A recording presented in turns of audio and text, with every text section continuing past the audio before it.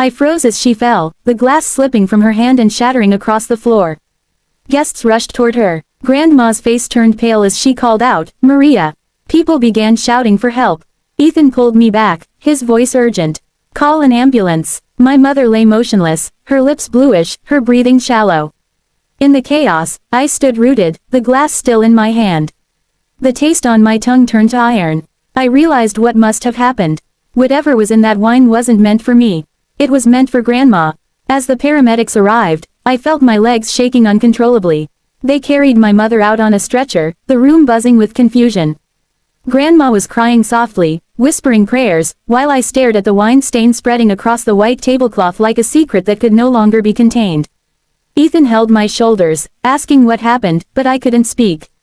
My mind was running through every small sign I had ignored, the strange smile, the two kind words, the way Mom's hands trembled. Later at the hospital, the truth began to surface. The doctors said she had ingested something toxic mixed with alcohol. They didn't know how or why yet, but they were running tests. When the police asked questions, I felt a cold sweat on my skin. I wanted to tell them everything, but part of me couldn't process it yet. The woman who gave birth to me had just tried to kill her own mother, and by fate or instinct, I had stopped her. Grandma sat beside me quietly, her frail hand resting on mine. She didn't ask questions. She just looked into my eyes, and I knew she understood more than I could ever explain. Her voice was low, almost trembling.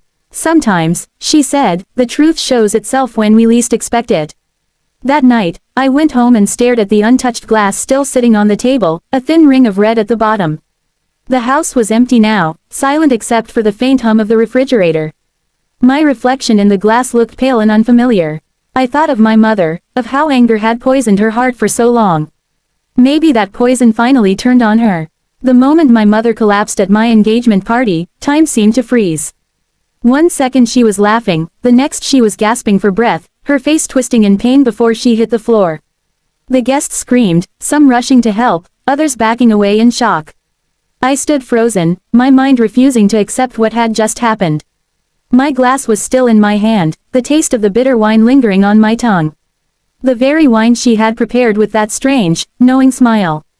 I realized in horror that she had drunk what she meant for someone else. Paramedics arrived quickly, pushing through the crowd as Ethan held me back. My grandmother sat motionless, clutching the tablecloth, tears falling silently down her wrinkled cheeks. She didn't need to ask what happened. The look in her eyes told me she knew. She had lived long enough to recognize the consequences of hate. As they carried my mother away, my hands shook uncontrollably. I felt guilt, shock,